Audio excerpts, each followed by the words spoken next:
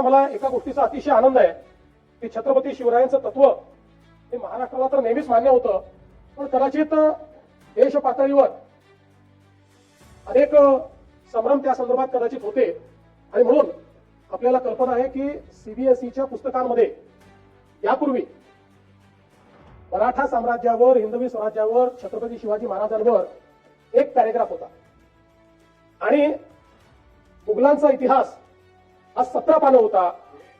पण आता हा इतिहास बदललाय आणि आता सीबीएसईने नवीन पुस्तकामध्ये या ठिकाणी छत्रपती शिवरायांचा आणि मराठा साम्राज्याचा 21 पानाचा इतिहास घेतलेला आहे. आपण हे पाहू शकतो द राईज ऑफ मराठाज इथपासनं 21 पानं हा संपूर्ण भारतातला जो सर्वात समृद्ध आणि शौर्याचा आणि स्वाधीनतेचा इतिहास आहे तो आता केंद्र सरकारने घेतलेला आहे. म्हणून त्यांचेही मी या ठिकाणी मनापासून त्यांचे आभार मानतो.